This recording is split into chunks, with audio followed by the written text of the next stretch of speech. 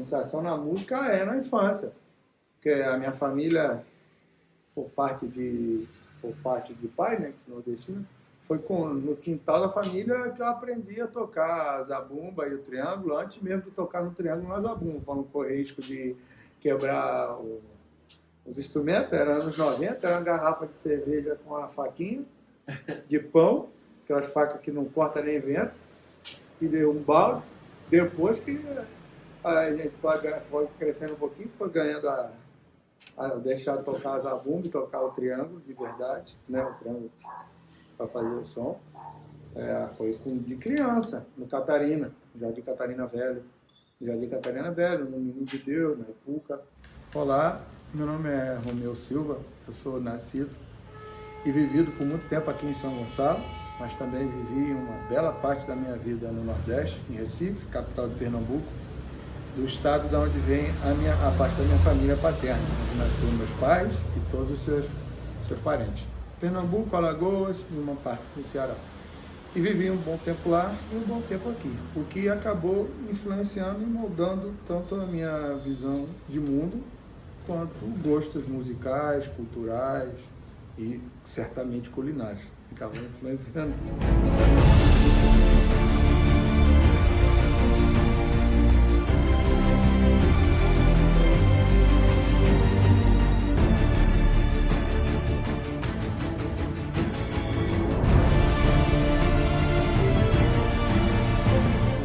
Hoje, sou professor do município de São Gonçalo, sou professor de História, graduado pela UERJ-FFP, São Gonçalo, né? Faculdade de Formação de Professores.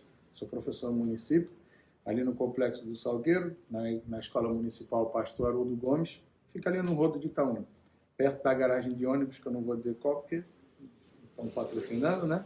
Mas acho que vocês devem saber qual é. Trabalho também em algumas outras escolas, de vez em quando, né, porque vira e mexe precisa de professor. Sou guia de turismo, me graduei como técnico de guia de turismo. Trabalho na cidade do Rio, também na cidade de Niterói, como guia de turismo, por ter estudado alguns idiomas que eu gosto muito de estudar idiomas, para além de história. E trabalho também com cultura nordestina, cultura brasileira, mais especificamente culturas nordestinas, manifestações musicais, artísticas, culturais nordestinas e do Rio de Janeiro, porque vivi tanto aqui, tanto lá. Então São Gonçalo e Recife são duas cidades que moram em mim com a mesma força, com a mesma influência. Como eu disse até antes, para mim, Claudinho Bochecha e Chico Science estão no mesmo lugar do meu gongá, no meu altar. Chico Science e Nação Zumbi, Claudinho Bochecha estão ali. Então, Mangue Beat e funk clássico, funk da antiga, pancadão, eu gosto, me influencia da mesma forma. Quanto tempo de Recife? Foram, ao total, 7 anos. 7 anos. Entre indas e vindas. Ah, tá. Não é direto. Não dava para ser direto, porque os pais, só meu pai e minha mãe só tem eu de filho, e eu sempre tive o medo de ficar muito tempo longe deles, e eles já são idosos, não deixá-los sozinhos. Eu sempre tive Os dois são de Pernambuco? Não, só meu pai, minha mãe é daqui. Ah, sua mãe é do Rio. Minha mãe é daqui. São Gonçalo? São Gonçalo. A família dela é de Saquarema e Maricá, mas ela é daqui, de São Gonçalo, nascida e criada aqui. Assim, Papa Goiaba, né? Você falou um pouco do Mangue Beat. Você acha possível uma diversidade de música sem ter um olhar atento ao Nordeste? Ah, não. É impossível. E, tipo, o Nordeste é igual ao Brasil. Tinha que ser falado no plural. Nordeste, Brasis, na época do sul da Bahia até a fronteira do Maranhão, a divisa do Maranhão com o Pará, é muito chão, é muito Nordeste, é muito povo diferente, sotaques e até línguas, né? Porque tem em Pernambuco, no Ceará, tem línguas não europeias, línguas nativas que são faladas. Inclusive, a primeira escola bilíngue de língua brasileira fica em Pernambuco. Sim, fica no sertão de Pernambuco, o povo que fala a língua Iatê. Aí é uma escola português Iatê, é o povo Funiô. Iatê. É Iatê. É uma escola que usa duas línguas nacionais, por mais que a gente saiba que o português veio da Europa, veio de Portugal, mas é o idioma oficial nosso aqui, né? Mas naquela escola, naquela comunidade Funiô, eles têm aulas bilíngue, porém, de línguas daqui, né? Faladas aqui. Não, mas é a primeira escola feita assim, que acabou se tornando inspiração para outras escolas. Você sabe um pouco desse? Não. Eu ensaiei estudar um pouquinho o Guarani, mas parei.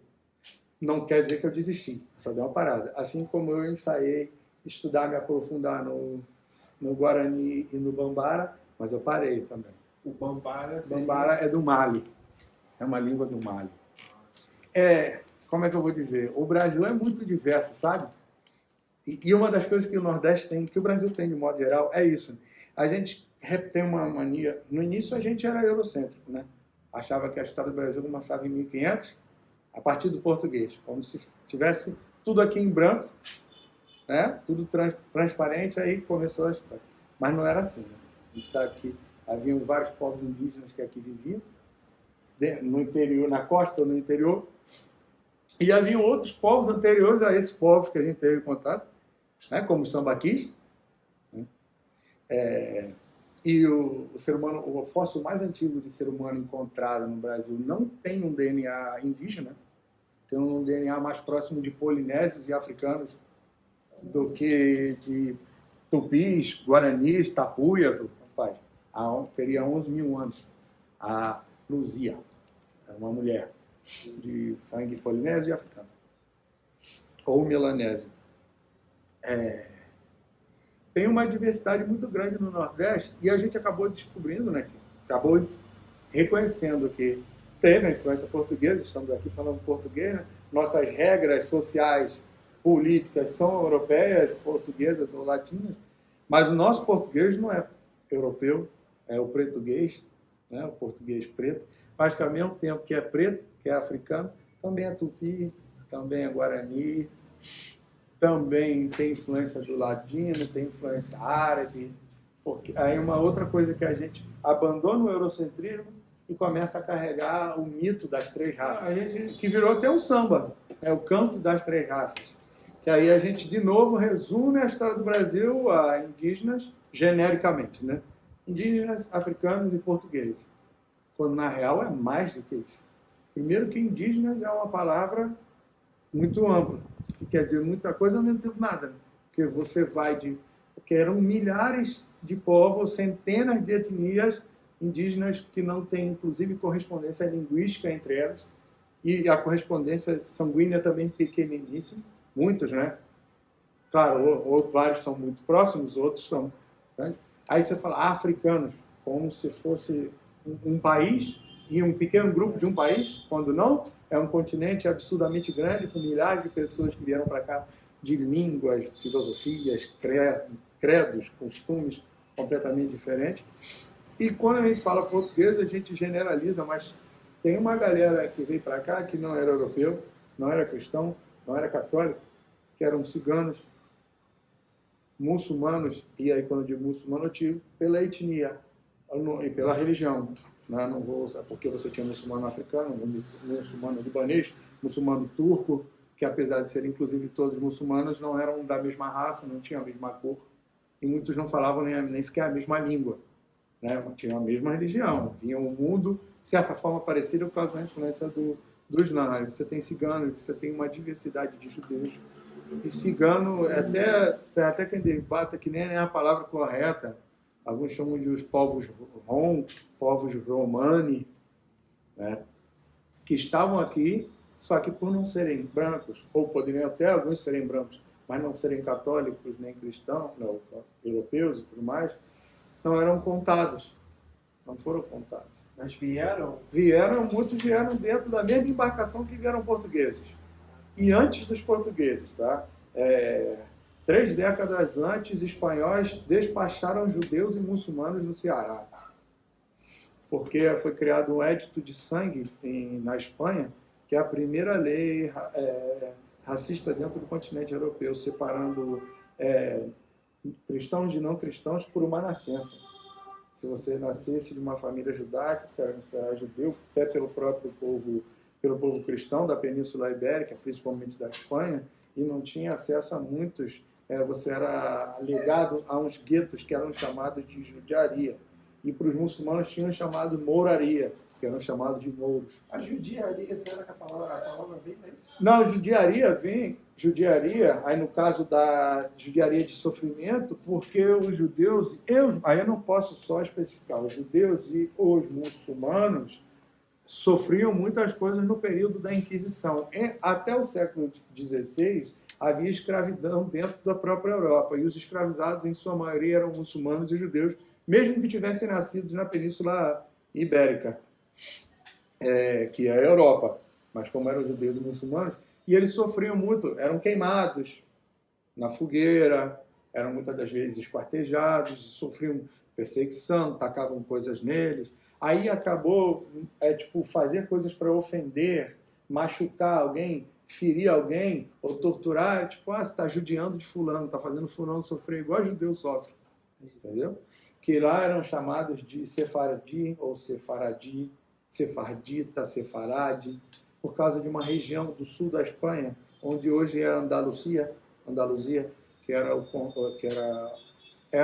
Al-Andalus, que era uma região árabe, na verdade árabe de língua, era africana de ocupação, que eram africanos do norte da África, e que ocuparam aquela região levando o árabe. Não existia português nem espanhol, a língua. Se falava árabe na Península Ibérica, naquela época, que a religião predominante era o Islã. Quando os europeus vão tomando de volta, os europeus brancos vão tomando de volta, esses povos que vão sobrando ali, eles vão se chamar de mouros. Mouro normalmente era um africano do norte da África convertido ao Islã, ou não convertido, muçulmano de origem mesmo, de origem histórica. Esses também sofreram perseguição, assim como os ciganos. Todos eles eram considerados hereges, queimados na fogueira. E muitos, quando vinham a primeira oportunidade de pular no navio e vir para o Brasil, não, sou português. E ainda falaram, não, do Pai, do Filho e do Espírito Santo, para não morrer queimado, vinha para cá. Aí, por isso que se propaga esses sobrenomes, que virou uma tradição, que depois, com a mistura sanguínea, com a colonização, ficou mais difícil de você chegar ao ponto, peneirar. Mas nomes de animais, nome de plantas, foi uma estratégia desses sefaradi, vou chamar de sefaradi, também chamado de marranos, em espanhol. Marranos? Só que não se usa essa expressão mais, porque é uma antiga palavra para porco, chamado de porcos. Não é à toa que, até hoje, pelos racistas, são chamados de porcos judeus, porcos muçulmanos. Eram chamados de marranos. Mas não é uma palavra que se usa mais. Em Espanha até tem quem ainda utiliza por conta da mentalidade da época, mas não é comum. Mas tanto muçulmanos quanto judeus e ciganos. Só a diferença que tinha é o seguinte, os ciganos sempre tinham uma tradição de se isolar, sabe? Os judeus criaram uma prática de criar uma sociedade deles dentro da sociedade onde eles estavam. Muçulmanos também. Muçulmanos interagiam, comercializavam, viviam no comércio, judeus também, e criavam as suas comunidades de ajuda interna no meio das cidades, vivendo ali. Ciganos não, vão para onde não tem ninguém, e vão viver caminhando. Não faziam muita questão de se adentrar. Por isso que documentação, inclusive, sobre eles é menor. Sobre ciganos é menor. A documentação no Brasil que tem sobre eles é muito menor. Você tem vasta documentação, é o que a Inquisição, que inclusive se chamava de santa, né? São Gonçalo teve a Inquisição, a Fazenda Colombander, teve grupos de proprietários que perderam e foram mortos porque a Inquisição descobriu que eles eram judeus. Aí você fala que, perdão, te cortar, você falou que eles chegaram aqui até antes. Um pequeno grupo foi lançado no Ceará. Porque 1400 alguma coisa? Por conta do Édito de Sangue, né, que foi a primeira separação oficial. Foi essa primeira lei racista oficial dentro da Europa, da Península Ibérica. E aí o governo, aqueles que não se convertiam, sofriam punições, eram queimados, mas em alguns galeões, né, alguns navios espanhóis, despachavam. Não matavam, mas despachavam, largavam. Não foram só judeus, muçulmanos e ciganos e outras etnias que não se aceitavam se submeter àquele modelo europeu que estava sendo formado com a cristandade. Eles despachavam no sentido de... Não quero esse povo aqui. O que foi um problema, principalmente todo mundo correu para Portugal, porque o rei de Portugal tinha muitos acordos com os judeus. Portugal recepcionou muita gente, porque era um estado muito pequenininho, de frente para o mar e do lado de uma gigante, que era a Espanha, em comparação de território com Portugal, né? Por isso que Portugal recebeu os heróis das cruzadas, os heróis entre aspas, né? Que acabou a ordem dos cruzados, que depois foi até influenciar alguns rituais da maçonaria e tudo mais. Portugal, quando eles foram expulsos pelo Papa, com a influência do rei da França, Portugal pensou, não, tá doido? Esses caras são muito bons de espada. Eles estão te expulsando, vem pra cá, mano. Vem pra casa, você também. Vem pra cá, mano. É claro, os caras, porra, há séculos de luta contra muçulmanos, séculos de luta contra palestinos de modo geral, séculos de luta contra africanos, os caras tinham uma experiência de guerra absurda que Portugal não tinha. Então, recebe os cruzados, os cavaleiros templários, né? E recebe os comerciantes judeus. E os comerciantes muçulmanos também, que estavam sempre juntos. Inclusive, a judiaria era sempre do lado da moraria. Porque, historicamente, sempre foram amigos. Sempre foram. No século XX que eles se transformam em inimigos. Eles não. Porque a gente não pode generalizar. Não. Porque as duas religiões, inclusive, não são rivais, não são inimigos, não são duas religiões de guerra. São dois povos de comércio, de troca, são completamente receptivos. É porque existem pessoas que se aproveitam da religião em qualquer religião. O período áureo de produção de intelectual judaica é no período em que o Islã toma o norte da África, toma a Península Arábica toda, pega a Andaluz, onde vão chamar de Andaluzia, toma toda aquela região, o Califado de Córdoba. Aquele é o período em que os judeus ficam suaves. Porque o muçulmano, ao contrário do que se falava na época, não impunha a sua religião. Pagava o imposto para o império? Você pode acreditar no Deus que quiser. Desde que o seu califa, seja o califa, sabe? Acabou, pô. Pode suave, fica aí. Comercializa. Isso é uma ideia europeia, né, de guerra. Sim, inclusive... Não sou eu batendo aqui, não? Não. Inclusive, o período de maior perseguição aos judeus é quando Roma se cristianiza e quando os impérios islâmicos caem, a Europa se torna totalmente, quase 100% europeia, eurocêntrica, o cristianismo toma a Península Ibérica, e é quando eles recomeçam a serem perseguidos. E vem cá, com esse papo todo de história, quando que despertou esse querer da história aí? Nem sei quando. Sabe? Não, foram acontecendo várias coisas que eu fui gostando. Foi achando interessante que eu fui começando a entender como é que as coisas acontecem hoje, né? Mas eu não gosto só de história, não. Me amarra biologia e física. Eu disse que eu gosto, não falei que eu entendo, tá? Eu fico assim fascinado quando boto aula para assistir, eu fico assim, ó. Caracas, história não é aquilo só que Dom Pedro fez, com quem Dom Pedro brigou, ou com quem Dom Pedro negociou, o rei tal fez a guerra com a rainha tal. Isso também é história. Mas a sandália que a menina usa para ir no baile também é história. Sim. Sabe? O porquê daquela menina, por que naquele lugar a menina usa sandália, em outro lugar a menina não usa? Isso é história, né? Por que menino gosta de blusa tal, o menino gosta de blusa tal. Por que dizem que menina tem que se vestir assim, menino tem uma explicação histórica que não está certo, não é maneiro. Estou dizendo que é certo, porque a história, tipo, acontece. O porquê? Aquilo você está dando a origem da consequência. Porque a história... Quer dizer que a consequência é certa.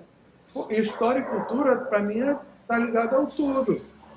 Até a forma como um povo faz medicina é a cultura daquele povo que vai dizer, né? Aí para mim, tipo, você estudar a história da biologia, para mim isso pode enriquecer muito na minha sala de aula. Então, mas por isso que eu te perguntei, de onde surgiu a história? É o fascínio por conhecer. Então, isso que conhecimento desperta, vicia. Você começou isso cedo? Cedo. Isso eu lembro de pequenininho. Isso que eu tô falando. Isso de pequenininho. Eu ganhei livros e eu achei muito... Eu não lembro qual era o livro, mas livros que me chamaram a atenção e eu quis... Você é um leitor de muito tempo? Sou um leitor quanto mais. De leitura. Mas tem coisa que surge da brincadeira não, mas, por exemplo, de hábitos que seriam considerados corriqueiro, por exemplo. Eu sou quanto mais leitor de gramáticas de outros idiomas que eu gosto. Eu adoro aprender idiomas, inclusive. Uso isso no turismo, mas também para... Quais os idiomas? Eu considero um privilégio e um luxo intelectual meu, esse gosto por idiomas. Eu aprendi e trabalho com o francês, o italiano, o inglês e o espanhol. Mas gosto mesmo do italiano e do espanhol. O francês e o inglês é porque, em termos profissional, no turismo, me rende mais. Sendo sincero, é mais pensando com o estômago na sobrevivência do que na emoção, ou é um misto de racional com estômago do que emocional. Agora, encantado é o italiano. O idioma do Mali, o Bambara, que não quer dizer que eu entenda, mas a primeira vez que eu vi aquilo, uma cantora chamada Fatoumata Diawara, ela cantando um CD chamado Fatou, Fatou. Eu fiquei absurdamente encantado. Eu não entendia nada.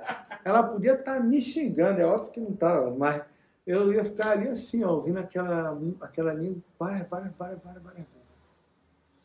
Um dia vou aprender. Se puder, ia aprender ainda o Mali para ouvir. Sim. Tenho muita vontade de conhecer a costa ocidental da África e o meio bantu da África. Certamente, para compreender também boa parte de nossas origens. Não foi só muçulmano, não foi só cigano, africano, principalmente bantu, África Ocidental. Fora aquela galera que a gente nem consegue saber que a escravidão escondeu, né? Porque era pego no porto e trazido para cá, sequestrado, como foi pego no porto de Luanda, fulana de Luanda.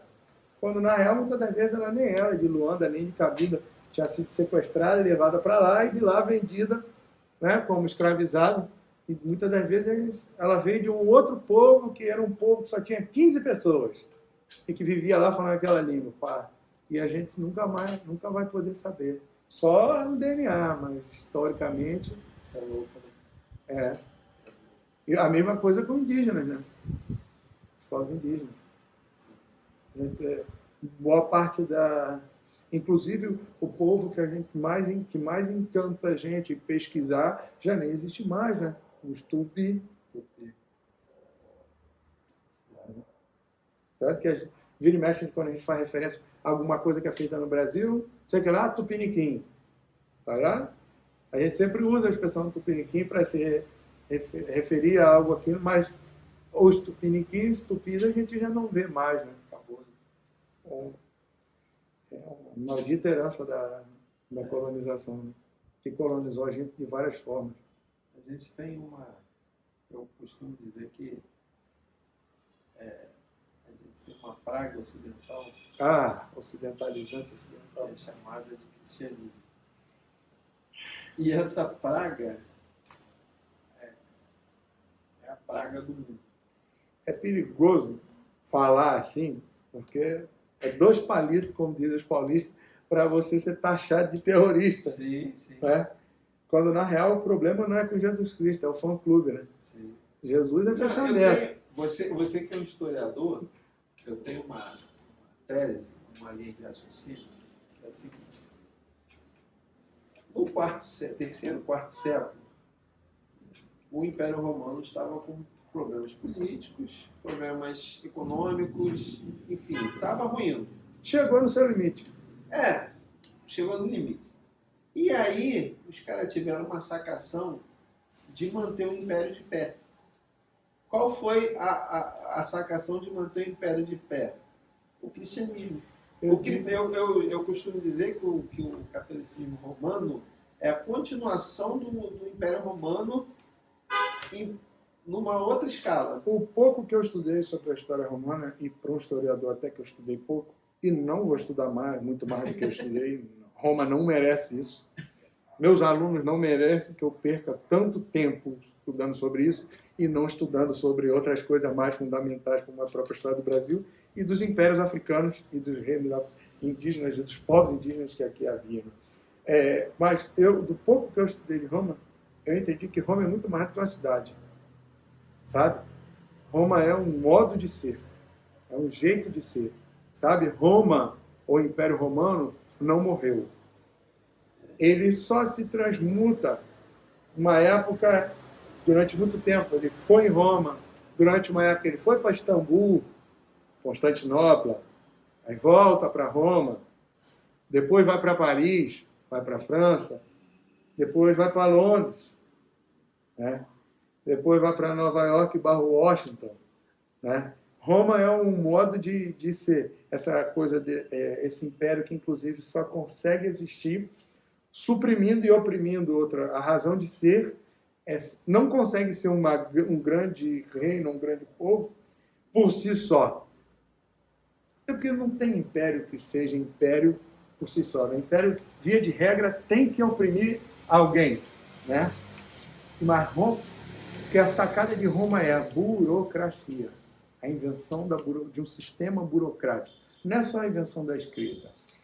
Uma das coisas que Roma se destacou em relação a todos os impérios da antiguidade, que era o seguinte: morreu o imperador, crise no império, até arrumar um rei para substituir, e às vezes, muitas das vezes, morria o rei, acabava aquele império. Alexandre o Grande foi um exemplo. Morreu Alexandre o Grande, acabou.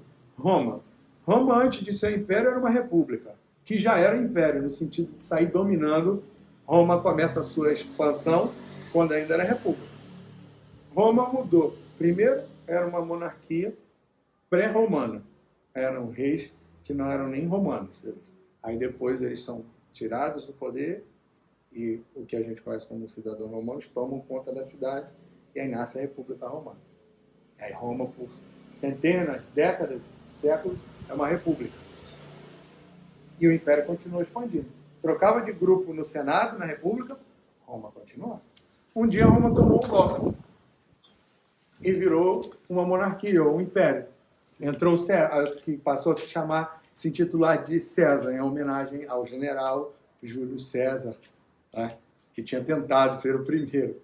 Morria um César, Roma entrava em crise? Não. Poderíamos demorar até meses ou dias para um novo César sentar no trono. Roma continuava. Por conta da burocracia. Da burocracia, ela soube se organizar independente de um sistema que funcionava e que existia. Rei morto, rei posto, mas enquanto o rei não fosse posto, a burocracia se organizava por si só. Tinha uma burguesia ali, para manter. Roma soube fazer. E, obviamente, os registros, codificar tudo, registrar tudo. Dizem que um dos momentos fundamentais foi da Batalha de Cartago contra Roma. Houvesse Cartago ganho, o mundo seria bem diferente do que é hoje, né? Não estaríamos falando uma língua neolatina hoje aqui. Mas hoje no Mediterrâneo, quando arqueólogos vão fazer pesquisas sobre as embarcações, né, cartaginesas e romanas, tu consegue saber qual é a cartaginesa quando você encontra. Qual é a romana? Pela arquitetura, pelo desenho, pelo design, da embarcação. Mas tu não sabe quem estava naquele barco de Cartago. Quando tu pega a embarcação romana, tu sabe o comandante, quantos caras estavam ali dentro, o nome do comandante, de que ordem ele vinha, porque aquela embarcação tinha um código de registro e tinha um documento com aquele código equivalente lá em Roma. Então os caras sabiam quem estava embarcado. Sabe o que é hoje isso? Chassi e placa. Loucura. Chassi e placa. Onde houver chassi e placa, numeração de barco, Roma está ali. Tá ligado? Mas vamos deixar esse império de lado. Vamos. Porque eles nem fazem tanta parte da nossa história assim como a gente pensa. Né? A história brasileira me fala que isso, gente. Pelo Não, amor de Deus. certeza. Aqui é uma terra uma terra plural. Tem aquela questão do culto da mestiçagem, da miscigenação, que sim, o Brasil é um país miscigenado. Não de uma forma romântica. A gente sabe que foi, primeiramente, que por muito tempo, estupro. Obviamente, hoje, casais interraciais que decidem se relacionar e viver não é pela violência da época colonial, mas historicamente foi pela violência, pelo estupro. O Brasil é miscigenado, sim, mas também o Brasil é plural. Em que sentido? No Brasil existem aqueles que não se misturaram e que mantiveram de algum modo ou se misturaram minimamente possível a ponto de manter o mais próximo possível das suas comunidades originais. Acertou? Uhum. Acertou. O Brasil é miscigenado? É, mas é plural também. É tão miscigenado quanto não miscigenado. Sim. Os povos originários. Povos originários, povos africanos que para cá vieram e conseguiram formar suas comunidades pretas nos quilombos e ficaram no interior mesmo. Por mais que hoje ainda não se chame interior, não se chame mais quilombo, mas seja interior, roça, mantiveram, ainda que tenham o português como a língua oficial, mantiveram o seu modo de ver o mundo, fazer cultura ao seu modo. Ou africanizaram o português, africanizaram os instrumentos que não eram africanos e formaram o samba, meteram o cavaquinho de um jeito que o europeu nunca sonhou em tocar cavaquinho. Né? Como diz Mano Brown, a gente escureceu um monte de coisa. Brown diz que a gente escureceu até o piano, botou o piano no samba. A gente não pegou o samba e botou o samba para seguir a música dita erudita no piano. Não, a gente pegou um instrumento da música dita erudita e colocamos onde? No samba. Samba, ele nem está falando de chorinho, não. Benito de Paula, no piano, pá.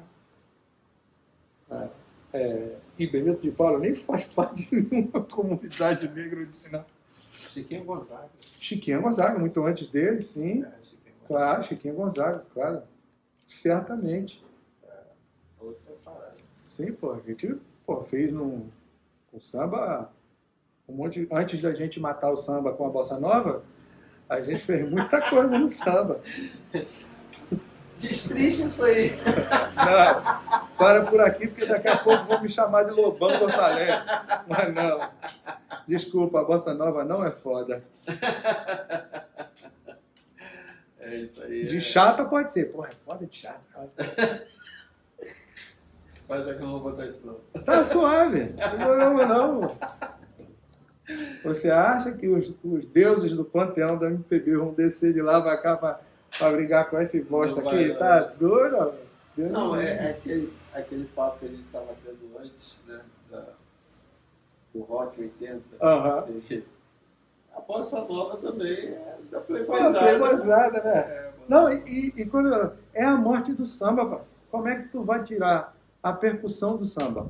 Me fala, como é que tu vai tirar o tambor e a palma da mão do samba e vai querer continuar chamando de samba? Não tem como. Como é que tu vai botar um samba só no violão?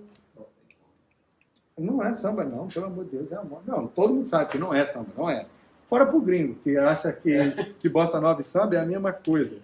Né? Igual os afro-americanos, deve ser a mesma coisa que eles sentem quando alguém se compara cool jazz com jazz, né? Tá ligado? Jazz de branco com jazz feito pelo...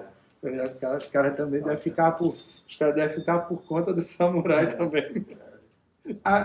E samba mesmo, né? Samba também é uma palavra que é para ser no plural, né? Samba, né?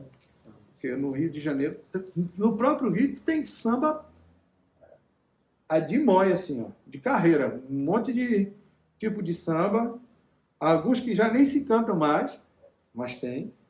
E em cada estado do Brasil tu faz o samba de... Tu vai na Bahia, o samba da Bahia, samba duro, samba chulo, samba de caboclo, samba de viola pontada.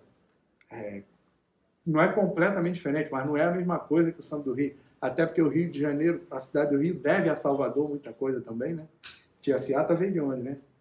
E as que vieram junto e depois dela vieram de onde, né?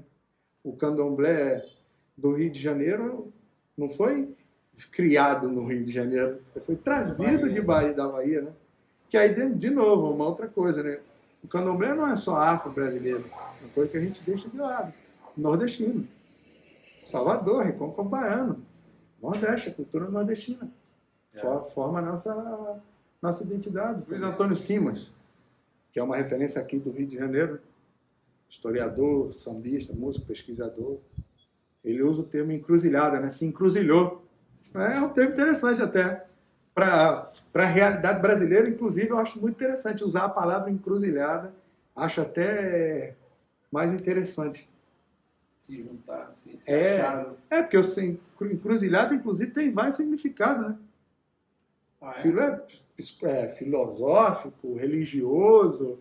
Porque a encruzilhada pode ser considerada começo e fim, né? Uma estrada pode acabar encontrando outra, né? Mas não necessariamente a sua rota acabou, né? Aquela estrada que eu estava seguindo acabou ali, mas agora você pode escolher uma outra para seguir, né? Então, encruzilhada pode ser começo e fim, encontro, ponto de partida, ponto final.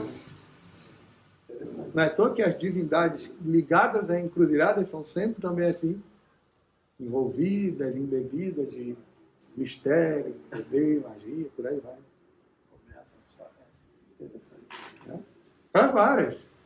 De Exu a Mercúrio, dos romanos. Né? Fala mais disso aí. Os deuses do mercado. De Exu a Mercúrio. Os deuses das encruzilhadas, os povos das encruzilhadas, das varas, Curupira, que é o Curupira também se oferecia oferta nas encruzilhadas das matas. O primeiro registro de portugueses de oferenda entregue em encruzilhada teria sido ao Curupira. Interessante isso. Sabia disso. Fora as várias outras, né? Curupira, Matita Pereira. Aí cada lugar ela tem um comadre Fulozinha e por aí vai. Que acabou então, inclusive, virando nome de um grupo de cultura pernambucana só de mulheres muito, muito, muito bom. Comadre Fulozinha. Caipora. Isso não é só da história do Brasil, São Gonçalo é isso. São Gonçalo, como você falou, São Gonçalo tem muita herança indígena, tem muita herança portuguesa. Nossa cidade tem o nome de um santo português, de uma cidade portuguesa, de uma região, São Gonçalo do Amarante.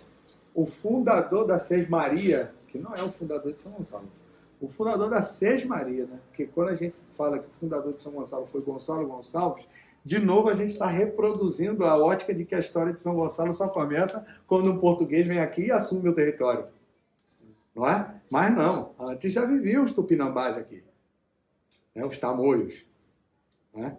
Que vai dar nome a clube, a rede de drogaria, né? Inclusive não comemoramos, não compartilhamos do dia de Niterói, apesar de São Gonçalo ter pertencido a Niterói por muito tempo, inclusive, faz até uma brincadeira, né? Sabe, eterna rivalidade entre São Gonçalo e Niterói, e Niterói foi uma terra cedida a um traidor, né? Araribóia, né, se juntou aos portugueses para lutar contra os próprios nativos daqui, que eram os tamoios, né? Os temiminós, e daqui os tamoios, tupinambás, os tupiniquis contra os tupinambás, os temiminós contra os tamoios, né? A gente não celebra, porque teoricamente é o dia da vitória de um traidor. De Niterói, né? Que para Niterói ele é herói, para nós não, que era uma terra de tamoios. Itaoca pode ser tanto casa na pedra, Itaoca, ou casa de pedra, ou mesmo taverna, gruta. Itaoca. Então, vamos abrir uma polêmica. Desde muito tempo, Niterói sempre oprimiu São Gonçalo. São Gonçalo já foi considerada a maior cidade dormitório das Américas, né? Principalmente nos anos 90. Cidade dormitória, cidade que existia apenas para tu dormir e abastecer Rio e Niterói como mão de obra.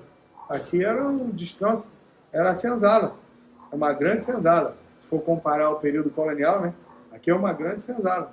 Para as lavouras Niterói, ou para a Casa Grande ou Casa Branca, Rio de Janeiro. Que uma época foi Niterói, né? Que Niterói foi capital do estado do Rio. E aqui era, por mais que sejamos maiores do que Niterói em tamanho e número, e aí não estou falando nada de maiores em questão moral, nada disso. Nada de regionalismo nesse sentido. Numericamente, tamanho da população é maior.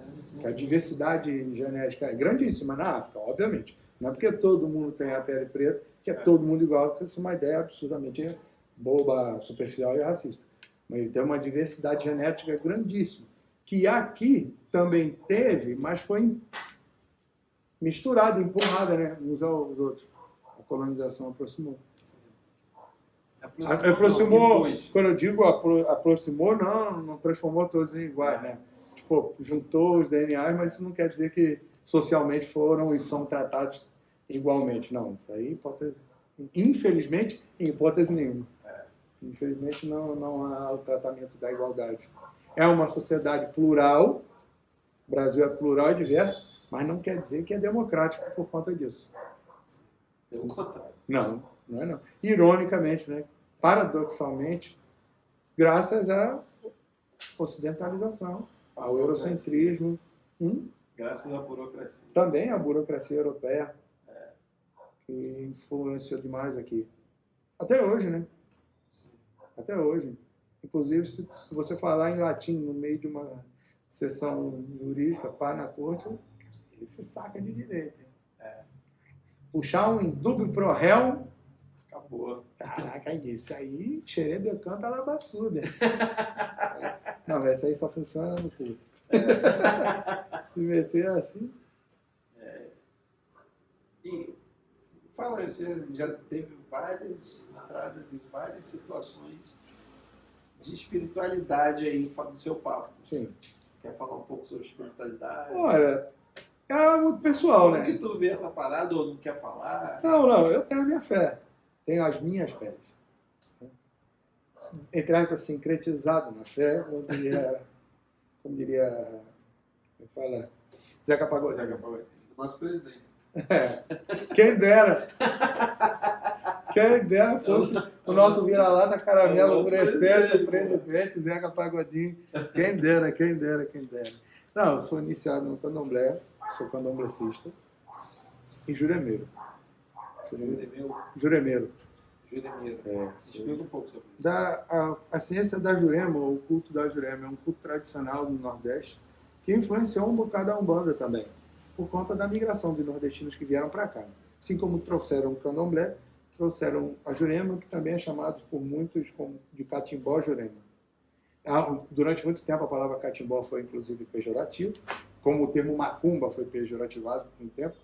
Provavelmente catimbó vem da palavra cachimbo. A tentativa de pronúncia da palavra cachimbo, que é um dos elementos da ritualística. É um culto, uma celebração aos ancestrais, que é originária dos vários cultos indígenas, tupis, tapuias, que cada povo chamava sua época de para os funiô, uricuri, os tupis, toré, que é onde eles, junto a prática do uso do tabaco, mais a cantiga com o instrumento sagrado, maracá, o cachimbo e uma bebida proveniente de uma erva chamada iurema, que o português acabou virando jurema, né? Jurema preta, que são... Basicamente se usa duas, mas são três, jurema preta e jurema branca são que se usa. Se toma bebida para ter uma conexão, mas não é ayahuasca, não tem o mesmo efeito, nem o mesmo princípio ativo, nem o mesmo objetivo da ayahuasca. Tá? Mas, em tese, se usa maracá e uma água vela, cachimbo e a bebida, não necessariamente a bebida, tá? Mas para se chamar, se emanar o ancestral indígena. Porém, com a colonização e a mistura forçada da colonização, as pessoas passaram a não ser só descendentes de indígenas, passaram a ter outros ancestrais. Querendo ou não, aquele bebê que era fruto de um estupro, né? De um português, de um holandês, ou de um espanhol, ou de um italiano, sobre uma indígena, ele nasce filho de uma indígena com um europeu. E anos depois, quando sua mãe e seu pai morrem, mas ele ali está naquela aldeia, porque ele foi abandonado, né? O cara veio no navio aqui para fazer as paradas para Portugal, violenta a mulher, está nem aí, nem enxerga como gente, vai embora. Um menino aqui grávida, dá luz, cria a criança aqui. A criança nasce indígena, cheia de sardinha, pai ruivo, pai, sei lá, quando era de holandês, né? De holandês. Aí morre, ele vira adulto, morre a mãe, provavelmente já morreu o pai. E quando ele vai tocar ali, para fazer como ele aprendeu, você está, não vem o espírito da mãe só. Ou da sua avó indígena. Vem um avô europeu, sei lá, ou árabe, ou cigano, ou judeu, não sei o que, pá. E aí? Aí na hora que ele vem, ele fala, eu estou vindo aqui pelo portal do seu povo aí, que chama os ancestrais, mas meu negócio é um chapéu, sabe? Eu me visto assim, entendeu? A minha história é assim, entendeu? Aí cada lugar faz a Jurema de um jeito diferente. Tem vários. Tem Jurema de chão, Jurema de mesa. Aí no caso... Tem Jurema que parece uma mesa de Umbanda ou de kardecismo, ou de Umbanda Zé de Moraes. Só parece, quando você olha de primeira.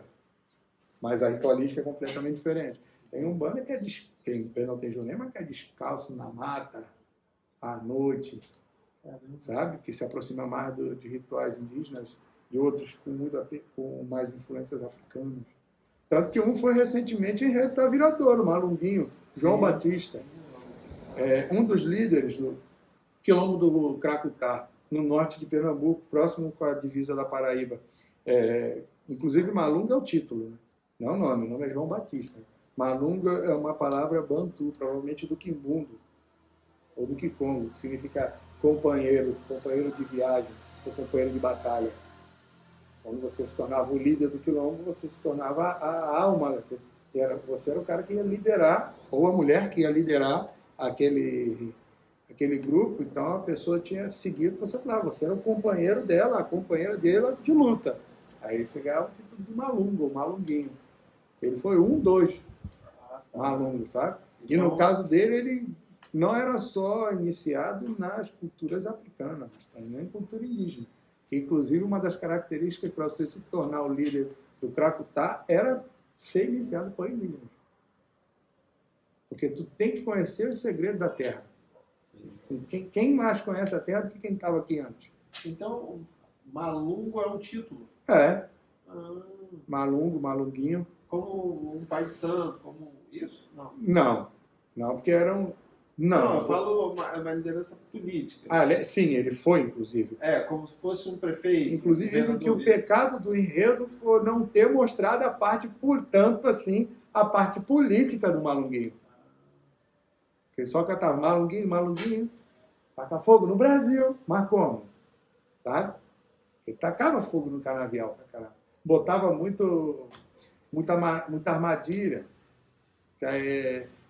Aí você pede na cantiga, né, para Malunguinho, tira os step do caminho, os step ou os strep, ou coloca os strep no caminho, que coloca a armadilha para quem está vindo atrás de mim não me pegar. Ou tira as armadilhas que estão no meu caminho para ninguém me pegar.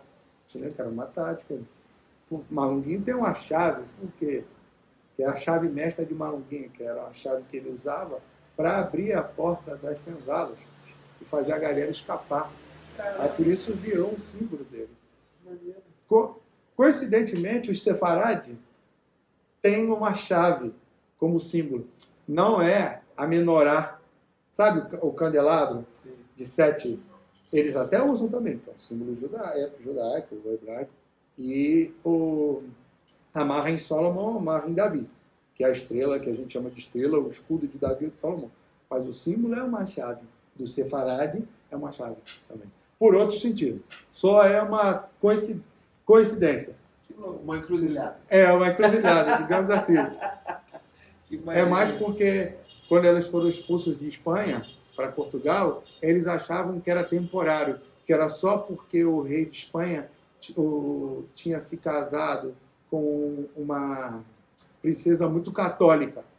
Aí eles acreditam, e depois em Portugal também, né? Foi se casar com uma pessoa muito católica ligada à Espanha, eles acreditavam que quando esse casamento acabasse por algum motivo, o rei ia abrir a consciência e ver que tinha feito uma besteira e eles conseguiriam voltar para casa. E por isso, quando eles foram expulsos, eles levaram consigo as chaves das portas das casas, porque eles sonhavam um dia em voltar para sua casa original, abrir. Aí passava de vó para filha. A chave era de vó para filha, normalmente. Voltando no Malunguinho, então você acha que o enredo deu mole? Não estou dizendo que essa não é a minha crítica, foram as críticas que eu ouvi. Ah, sim. Eu sou suspeito para falar. Adoro Viradouro. Não, eu sou Viradouro. Eu fui compositor alguns anos na Viradouro, cantei na disputa de samba, assim como fui na Porra da Pedra. Eu virei Viradouro em 97. E aí, tipo, a Viradouro falando de Malunguinho. É óbvio que eu não vou querer ver defeito, pô. Pô, falando de uma das entidades mais... Mas, quando você te perguntaram sobre espiritualidade, eu tenho aquelas que eu professo, o Candomblé e a Jurema, das quais eu faço parte. Você junta as duas? Não, são duas religiões completamente diferentes. Você frequenta as duas? Sim, são cultos completamente diferentes. Um eu cultuo deuses e divindades africanos. Em outro eu cultuo ancestrais, que foram carne e osso, ainda que séculos atrás, ou milênio até muito, mas séculos atrás, foram carne e osso, estão no meu sangue bem próximo. Enquanto os outros são divindades, também estão, acredito que há uma questão de conexão, ainda que seja distante, mas por conta da própria colonização, obviamente, são divindades, são deuses. Sim. Assim, você acredita que... Porém, eu acredito que quase todas as religiões, ao certo modo, estão certas. Assim como eu acredito que o ateu também está certo.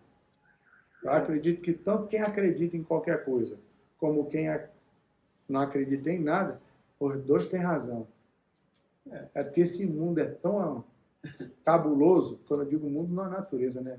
Os seres humanos passam tão cabuloso, é tanta maldade que só você acreditando em alguma coisa para continuar de pé, ou esse mundo é tão cabuloso e é tanta bosta acontecendo de guerra à violência física, você fica pensando, porra, rapaz, isso tudo acontecer, não existe porra nenhuma. A gente tá abandonado na casa, isso é uma merda. Para mim, os dois faz sentido.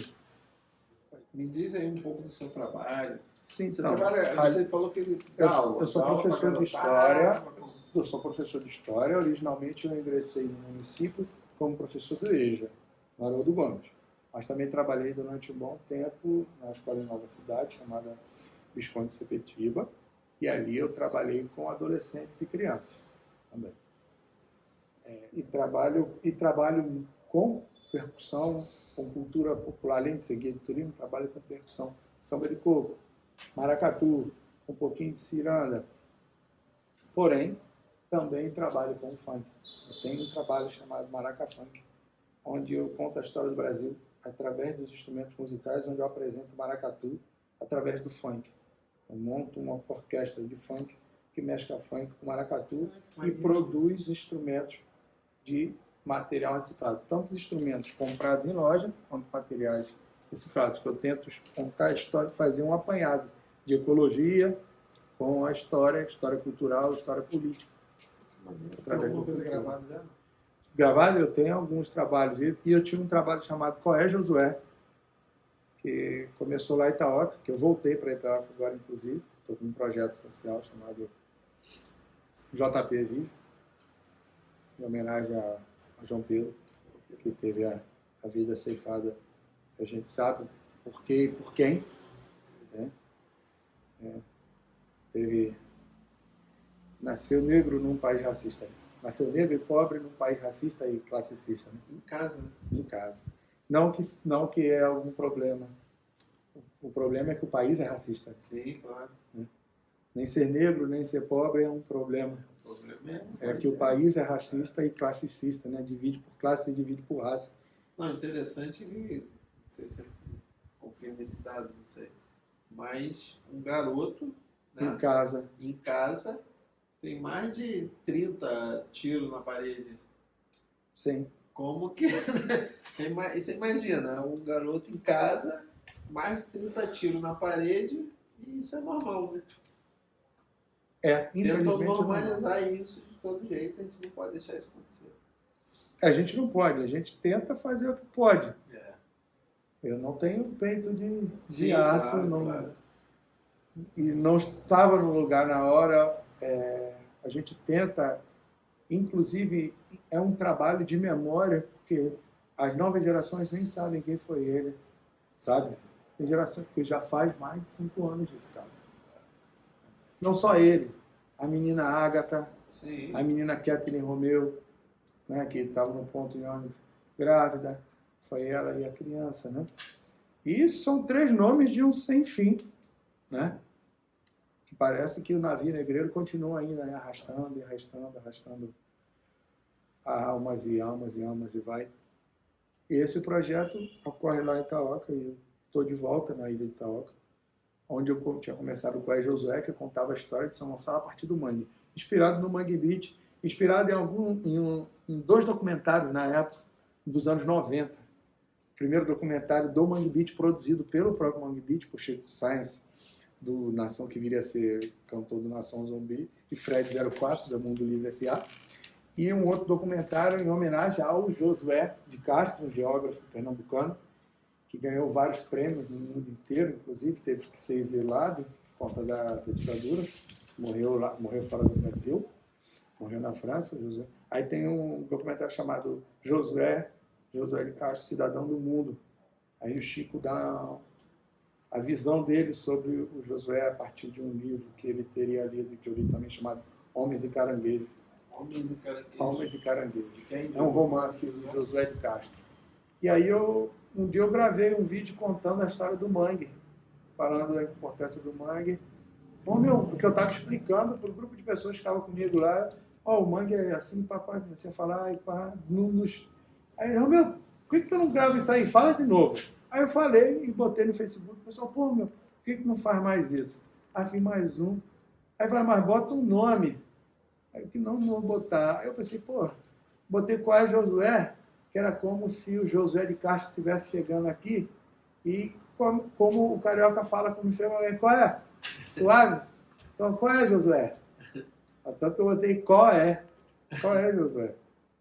Mas eu tive que parar por questões do Rio de Janeiro. Quem vive no Rio de Janeiro sabe. Sim. Eu no mangue, tá vendo? Perigoso, né? Não pelo mangue, não por quem vive lá. Muito doido. Claro que não, é muito doido. O mundo como diria Brau, o mundo é diferente da ponte para cá, mano. O mundo é diferente da ponte para cá. O certo e errado é muito tênue. A formação da Polícia Militar do Rio de Janeiro... Eu não citei nomes, ele falou, tá? Eu tô dizendo aqui. Vai sair ali, com certeza. A criação da Polícia Militar do Estado do Rio de Janeiro foi uma criação para proteger a coroa. Sim. Contra o que está em volta. Servir e proteger. A quem? Né? Ela faz o trabalho muito bem, só que para quem? Para quem? Porque ela continua mantendo a função original dela. Só que hoje a gente não tem mais rei, mas tem governador, tem senador. Enfim. Que vivem como? Né? Falar em governador, qual o sobrenome do governador condenado? Condenado a 200 não sei quantos anos. Cabral. Né? Cabral. Qual era o sobrenome do Pedro Álvares? Cabral. Aí, olha que coincidência do caramba. Meu Deus, que coincidência. Tirando, se você pegar os governadores, quase todos do estado do Rio de Janeiro, se tirando o Brizola, o Darcy Ribeiro, que foi por um tempo, porque era vice e ficou um tempo governador. E a Benedita da Silva, todos os outros são descendentes de escravocratas. E um detalhe que é muito interessante. Qual é o governador que sucede ao Brizola? Moreira Franco. De Moreira Franco para cá, todo mundo teve problema com a justiça, foi condenado, foi preso. Quem não foi condenado, foi preso, sofreu impeachment, que foi o Wilson Fitts, né? O Whitney Houston, na Abu Dhabi. Somente uma pessoa nem sequer foi acusada, nem julgada, muito menos condenada, nunca passou por nada. Benedita da Silva. Se chama Benedita da Silva. Isso. Primeira mulher governadora, porque ela foi governadora antes de Rosinha Mateus, de Rosinha Garotinho. Sim. Que ela era vice de Anthony, Anthony sai, ela continua. Outra família de escravocrata de Campos. De Campos. Mas sofreu julgamento por ser mulher, por ser negra. Sim. Piadas racistas. Racistas pra caramba. Xenofóbica. Daí pra baixo. Misóginas. Misógina. Porém, ninguém tem isso aqui para acusá-la de crime, como todos os outros que sentaram na cadeira, né, que sofreram, tanto foram presos quanto sofreu impeachment, que é tão vergonhoso quanto ser preso. Principalmente quando o impeachment é justo. Quando é um golpeachment, não, aí é outra parada. 2015, 2016 é outra parada. Os senhores de engenho querendo tomar o poder de volta. Exatamente. Não tem problema. Que é maneiro. O Maraca Funk, ele não é de um lugar específico. As pessoas me chamam para fazer atividade. O Olodumaré, que é um grupo de samba reggae, né, Olodumaré. Isso. A galera fala, Olodum não. Olodum é um grupo de um estilo de música que não é axé fora da Bahia. Lá dentro da Bahia é problemático você usar a palavra axé. Porque... O som perdão. Porque a gente chama de axé, mas é esquisito você dizer que Cláudia Leite e Olodum é a mesma coisa, tá ligado? Muito esquisito. Completamente diferente. Sabe? Asa de Águia era uma coisa, Olodum uma coisa, a harmonia do samba era outra, Cláudia Leite era outra. Caralho, e a gente nem quer, São Gonçalo nem quer tanto assim, tá? Pode deixar pra ele lá. Pode deixar pra ele lá. Foi só uma triste coincidência, tá? Ela nasceu aqui. Foi só uma triste coincidência. Deixa nós com o seu Jorge, Claudinho Bochecha, tá melhor. Mas brincadeiras à parte, é um grupo de samba reggae e de bloco afro, que é contemporâneo do Olodum, nasce bem próximo, a distância é pouquíssima de anos, e eles me convidaram para fazer uma oficina de percussão, no caso de Xequerê, mas para dentro em breve começar com percussão reciclada, através desse projeto de Maraca Funk. Não que eu faça parte do Olodumaré, não é isso. Ajudar na confecção de instrumentos, porque coincide de alguns instrumentos serem utilizados em ambas manifestações culturais, entendeu? E aí já fiz em escolas, faço em escolas que me chamam, às vezes escolas particulares, ou amigas e amigos que são professores em escolas públicas me chamam e eu vou lá, suavão, sem problema nenhum. Já fiz no Museu do Amanhã, lá na zona portuária do Rio, também. Fiz algumas atividades com a Associação de Capoeira também. Faço. Principalmente do samba de coco e do maracatu. Só que o Maraca Funk, inclusive, ano que vem vou estar fazendo uma oficina lá no Recife com o meu maracatu. Para o maracatu ao qual sou filiado, o Baque da Lua. E qual o pé que está lá o projeto digital? Então, nós estamos reiniciando agora com a confecção dos instrumentos, a partir do material reciclado. Toda semana está lá. Todos os instrumentos são feitos de material reciclado? Não todos.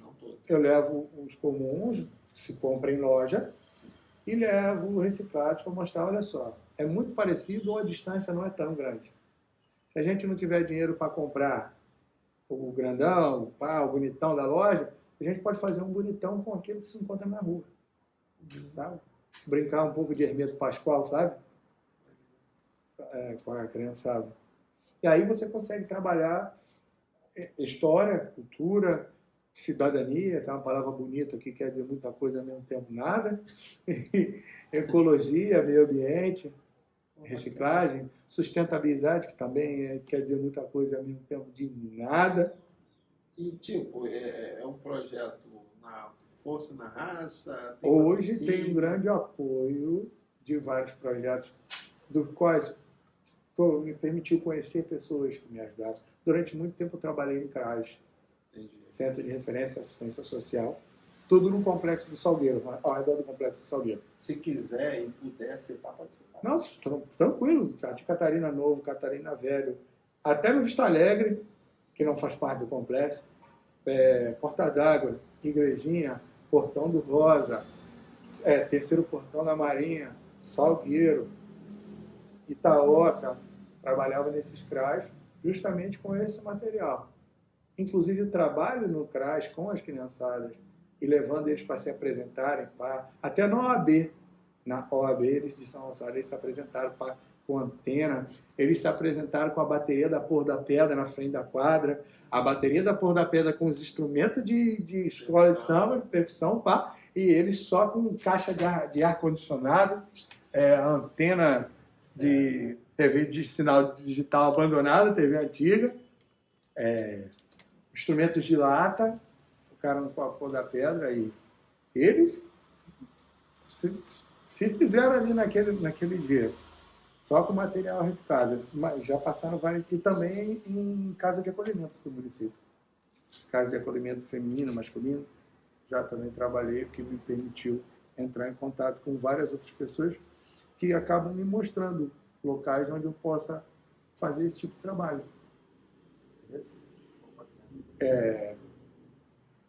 E lá, a princípio, primeiro a confecção, depois da confecção, os toques. Mostro vários ritmos, mas a partir do funk. Inclusive, ensino eles a fazer um funk usando outros ritmos que não são necessariamente funk, mas somando eles, você ouve funk. Dá para fazer isso com vários toques de jongo, magulelê, candomblé, samba e maracatu. Você consegue fazer um funk. A somatório geral de todos os instrumentos, você ouve funk. Interligado. Sim. Se chama África. África e Pindorama, que era como os tupis chamavam o Brasil antes dos portugueses chegarem. Também chamado de Atlântico Negro. Aí a composição do ritmo, né, da música de você, sua, dele. Aí eu deixo aberto. Eu apresento. E tem letra? Então, a princípio é a partir das músicas de funk, trap e rap que eles ouvem, e eu apresento os maracatus. Tá mexendo. 1h36. Tá. Eu não chego empurrando maracatu para eles. A partir do funk, eu vou jogando pinceladas de maracatu. Até porque não é uma nação de maracatu. É maraca funk. Aí a letra vocês usam. A letra, os funk que as criancinhas, meninas estão gostando de ouvir. Se quiser fazer uma letra, também pode colocar. Eu apresento funk cantiga também e cantiga de maracatu. Dá pra ser muita coisa daí. Sim. Caraca, tá. Existe o funk tem vários gêneros, né? Você tem desde o pancadão, como o funk do Baile da Penha, né, 150 BPM, que é aceleradão. Tá? Você tem o funk paulista,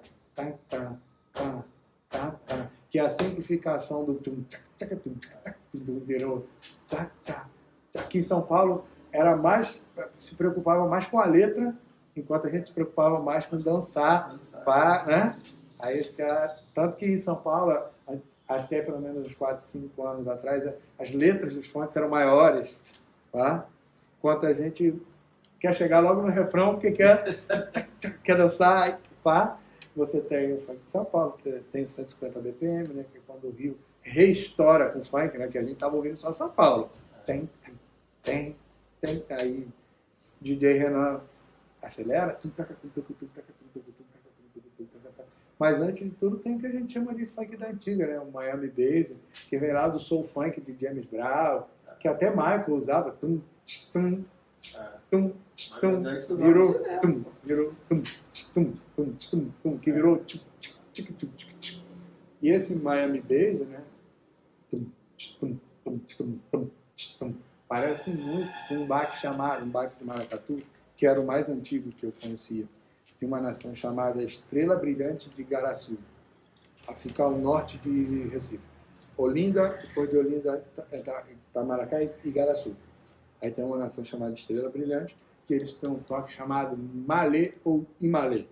Toque Malê, Baque Malê ou Baque Malê, que quer dizer muçulmano, que era o termo utilizado por iorubás para se referir a Haussás ou outros povos da África Ocidental que eram muçulmanos. E aí, esse toque é assim, tum, tum, tum, tum, tum, ta, tum, ta, tum, tum, tum, ta, tum, ta, tum, tum, tum, ta, tum, ta, tum, tum, ta, tum, tum, tum. Aí dá para você misturar com tum, tum, tum, tum, tum, tum, tum. E uma das coisas que eu faço é dividir. Se tem 4 bumbos, 4 surdos, 4 alfaias, 2 tocam Malê, enquanto 2 tocam Miami Bass. É porque a harmonia bate. Sim. É o funk do sertão. É o funk do sertão, não. É um funk do Nordeste, né? Porque a Zona da Mata não é sertão.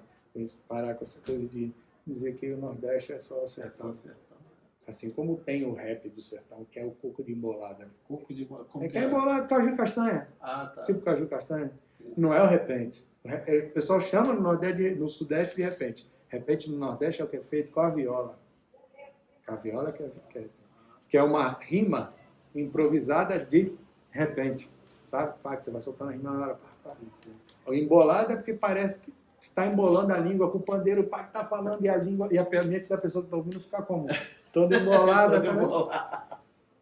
Pô, maneiro, Paulo, cara. Mas senão a gente vai ficar aqui até mais.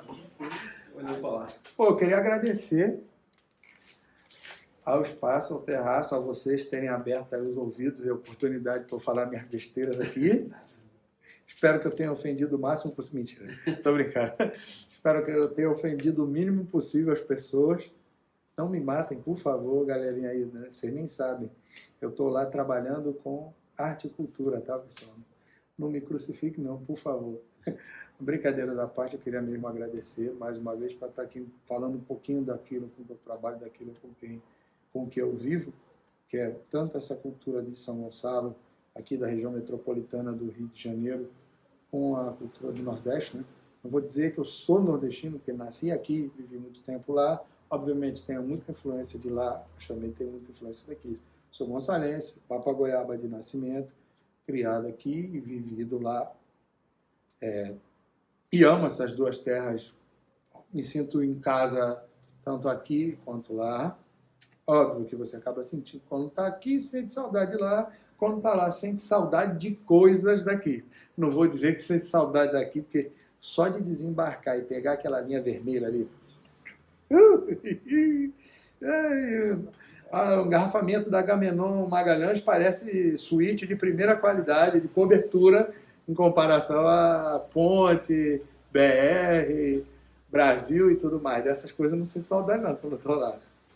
Mas do que se vive culturalmente aqui, sim, obviamente. Obviamente, os mangues do Recife, lá no Pina, que é o bairro onde eu vivi, na favela do Bode, né, onde eu fui, pá. Um grande abraço, pessoal, da Livroteca Brincante do Pina. Não posso esquecer Cacau Gomes, um dos caras que mais me incentivou nesse trabalho, fundador da Livroteca Brincante do Pina. Mas também me sinto em casa na Praia das Pedrinhas, na Itaoca, na Praia da Boiúna, ou na Boioia, também na Praia da Luz, em Boa Sul, Boa Vista, Portão do Rosa. Estamos em casa em todas essas duas lamas eu estou em casa. E como eu costumava falar, quando terminava o meu projeto, caranguejo, pulsar. Valeu. Tô bacana. Aí, 1h40. foi o mais longo. Assim. Foi? Sabia? Você não fala tudo, cara. Pô, mas tá maneiro pra caramba. Contador de Eu história. não sei nem que eu vou, só vou cortar balde de música. A parte da bossa nova não precisa cortar, não. Não, então tá bom. Aí Não, você... mas não, que o pessoal vai começar a achar que eu detesto Caetano, quando na verdade não é isso. É, Que ele é um grande defensor da bossa nova. sim. É porque eu disse bossa nova não é foda. Que é uma ironia com tá refrão, bom. né? Não é com o Caetano músico, não é isso. É com bossa nova. A nova, mas de certo ponto, me igual Tom Jobim. Não sei se é porque virou uma figura pop da bossa nova. Não, o cara é forte. Não, o cara é foda, sim, claro. Não, mas acredito que muitos dos músicos da bossa nova eram foda. O cara toca piano, pô. O cara tocava piano. Eu tô morrendo pra aprender sanfona com teclado de um lado só. Pô, o cara tocava, eu vou dizer que ele não era grande músico. É doido, é maluquice mesmo. É melhor morrer com a língua enrolada pra dentro. Pô, isso aqui é bom, mano. Isso aqui é bom, né? Um forrozinho. É mais conhecido na gringa do que aqui.